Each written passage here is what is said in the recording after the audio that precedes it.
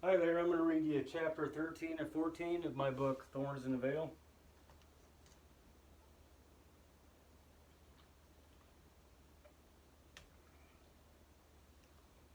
Tara's alarm went off for work. She groans. With her eyes barely open, she reaches for the snooze button and accidentally knocks her glass of water off the table. Fuck! The annoying sound of the alarm still going off. She finally hits the snooze button and lays back down. 5 minutes later, she hits the snooze button again. This time, she reaches out her arm and grabs her cell phone on the end table. She props herself up in bed and calls her work. Hey, I'm not going to make it in today, sorry. Tara hangs up, turns off her alarm completely, and then cuddles back up underneath the comforter. Tara awakens to the pain in her legs stinging. She gets out of bed, stepping on the damp carpet. She picks up her glass off the floor and limps her way to the bathroom. She flips on the light, looking at her messy hair and baggy eyes in the mirror, and opens the medicine cabinet. She grabs some pain meds and pops a couple in her mouth. Tara turns the faucet on and fills up her glass a quarter of the way. She takes a gulp and swallows the pills as Ozzy steps in and meows and brushes up against her leg. Tara walks out of the bathroom, nearly tripping over the cat.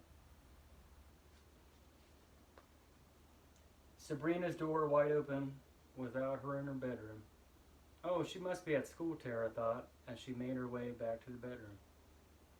Sabrina has her locker door opened and is grabbing some books. Trevor from the ice cream place walks up and says, Hey, I know it's a Monday, but my older brother Troy is throwing a party on campus if you'd like to come. Sabrina grinned at the handsome guy standing before her. Maybe, I'll let you know. Okay, cool, he said as he walked away. Chelsea walks up. What was that all about? Trevor asked me to go to a party on campus later. Want to go with me? Chelsea smiled. I just might. You look tired as shit. Did you get any sleep? Sabrina looked at her as they started to walk down the hallway as the bell rang. Barely any. In the crowded cafeteria, silence was all around. Sabrina's second period of the day was study hall, which in a way was nice because if she forgot to do homework the night before, it was convenient for the other classes besides math. For today, though, nothing sounded better than sleep. Her head resting in her arms, she found herself in a dream state. Sabrina was in the middle of an empty hallway. She looked down at her hands and then back up. A classroom to her left slowly creaked open. Inside, a tall, dark figure floating in the room next to the teacher's desk. It had wavy black hair and no eyes. It opened its giant's mouth with razor-sharp teeth and dripping ooze. Sabrina was being sucked into the classroom as the mouth grew bigger and bigger. Sabrina, laying there in study hall, fast asleep, stood up violently, convulsing and foaming from the mouth, and fell to the floor. Students all around looked in shock as what had just transpired. Miss Rawlings from the head table quickly walked to Sabrina's aid. Sabrina gains conscious and slowly opens her eyes to see people kneeling before her. Are you all right? Asked Miss Rawlings. I'm fine, she said as she sat up. I think you should still go to the nurse's office, exclaimed Miss Rawlings. Tara laid on the couch, cuddled up with Ozzy on her lap, flipping through channels. She stumbled on the news channel. Late last night, a Mercedes driven by an elderly man careened off the road and struck a gas meter. The driver was pronounced dead at the scene. The identity of the driver has not been released, said the news anchor. Her cell phone rang and she picked it up and answered hello. Tara walks in the nurse's office at the high school to see Sabrina sitting in a chair up against the wall. Oh my God, are you okay? Nurse told me what happened. Are you sure you don't need to go to the hospital? Sabrina, looking exhausted with bags under her eyes. I'm fine, Mom. I just want to go home and get some rest. Sabrina stood up and Tara said, okay. Back at the apartment, Sabrina was fast asleep in her room with Ozzy down by her feet. Tara knew the incident at school with her daughter, and whatever this thing was that was after them was somehow related. She grabbed her cell phone off of the table while sitting on the couch. She called Father Sherry but got no answer. Tara then decided to call the church that he belonged to. A woman answered the phone. Hi there, my name is Tara Flowers. Is Father Sherry in? The woman on the other end paused for a second. Father Sherry died in a horrible accident last night. Oh my God, that's awful. I just wanted to let Let him know that his blessing of my place didn't help any. There's still a dark presence here. The woman answered, Be one with God, and our doors are always open. Tara hung up the phone and threw herself back on the couch and sighed.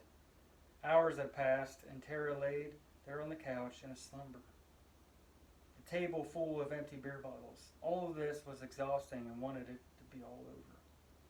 What could the church possibly do if Father's charity failed? She limped to the fridge to grab another beer, a cockroach on the wall next to the fridge. She drunkenly punched the cockroach. Take that, you bastard! The insect's guts smushed up against the wall. The remainder of the corpse fell to the floor, and she looked at Knuckles covered in roaches' guts. She washed her hand in the sink and then made her way back to the couch. The ringtone of Living Dead Girl by Rob Zombie went off on Sabrina's phone.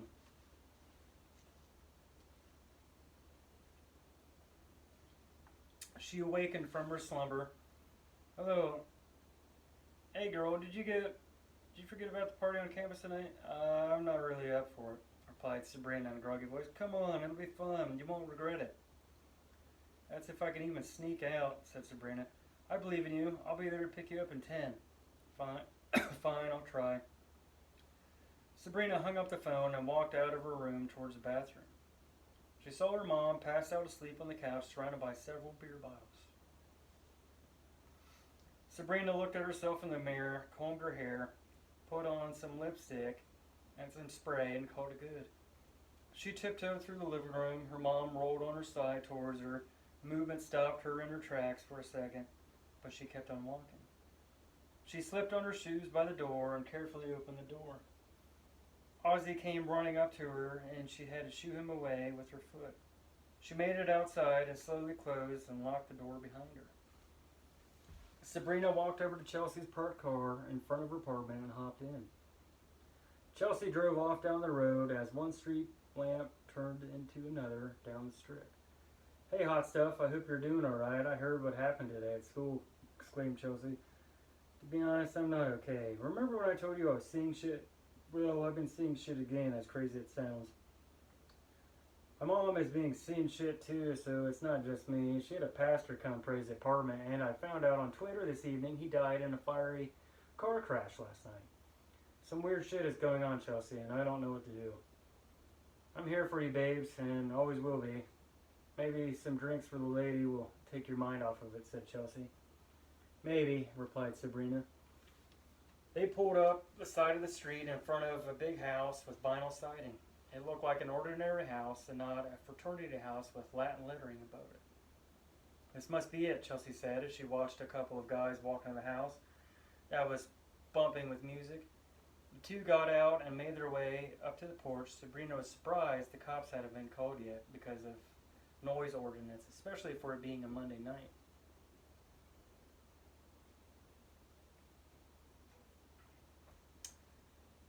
Trevor's brother, Troy, answers the door with a sticker name tag on. Well, hello there, ladies. Come on in. Grab a name sticker on the table and put it on. Keg is out back and there's snacks in the kitchen. The two walked past him and went for the name tags.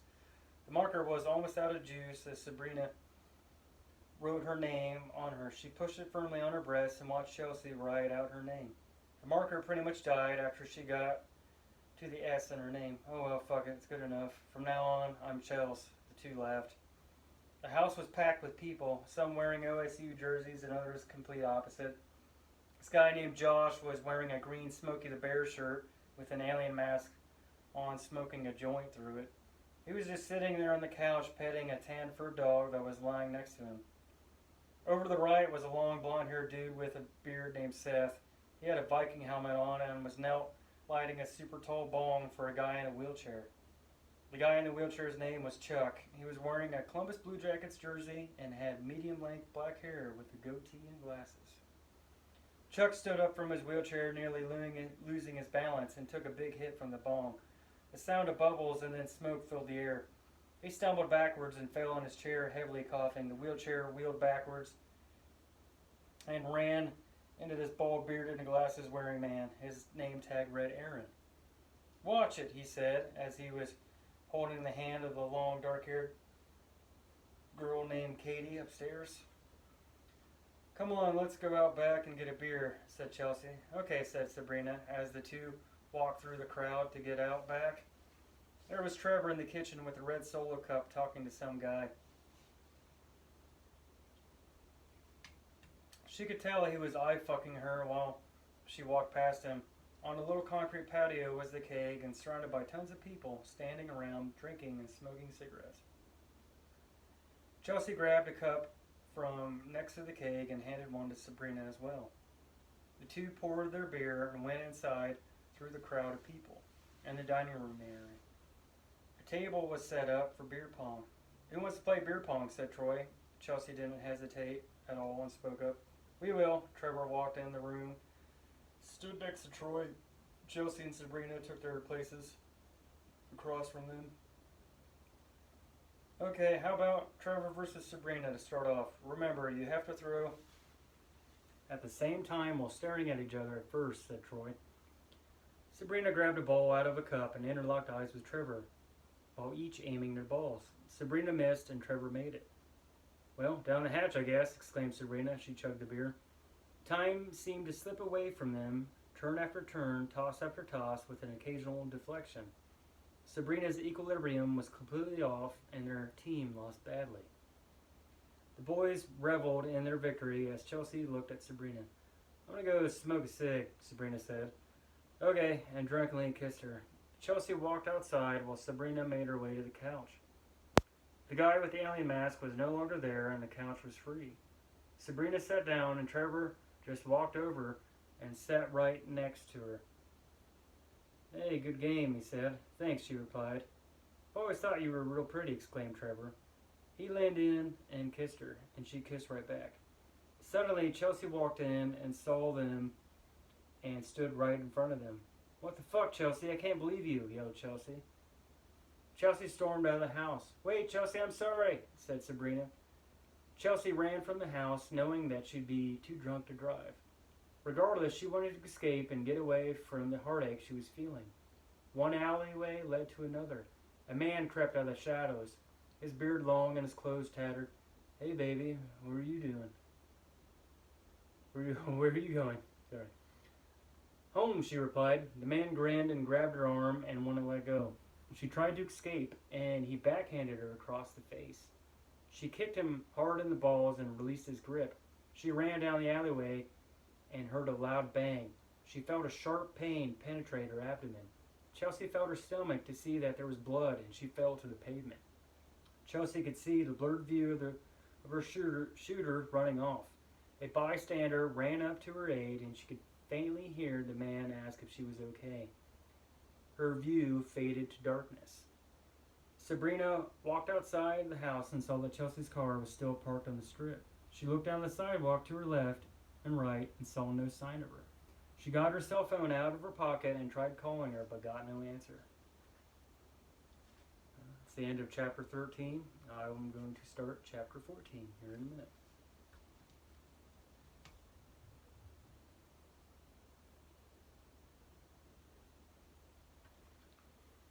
Chapter 14.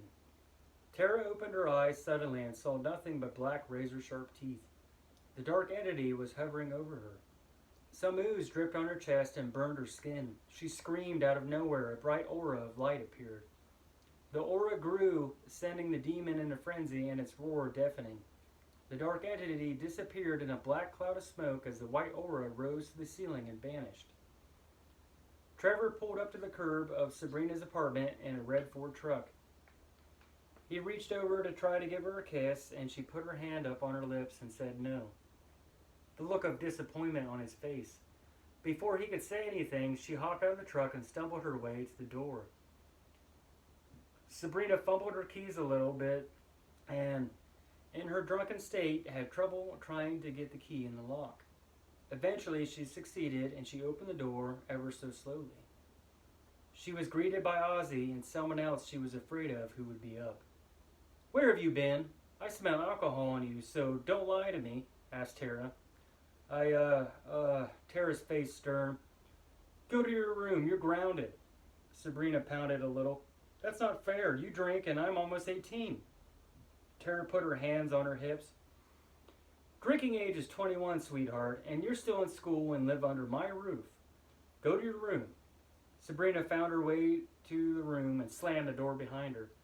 She laid in her bed and tried to call Chelsea again, but got no answer.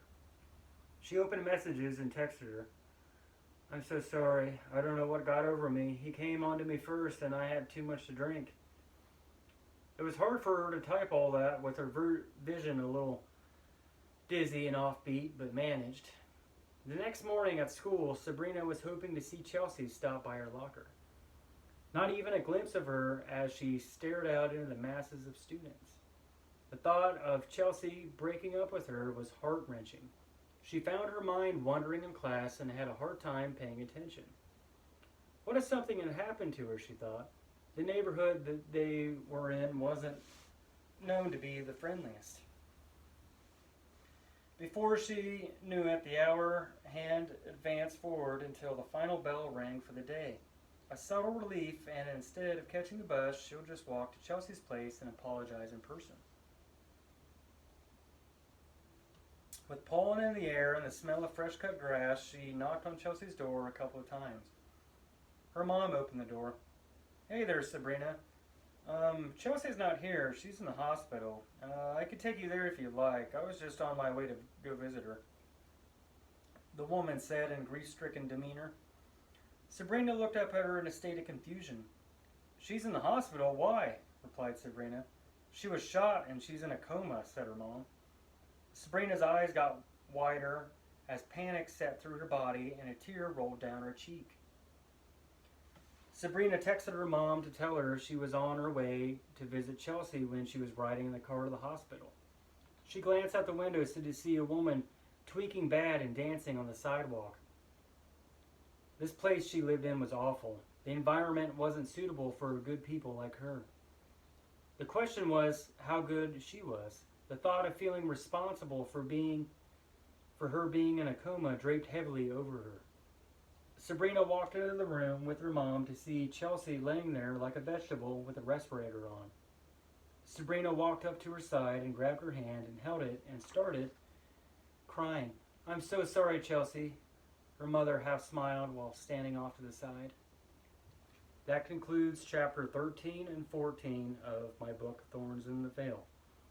Be sure to subscribe to my YouTube channel and check out the other chapters if you haven't.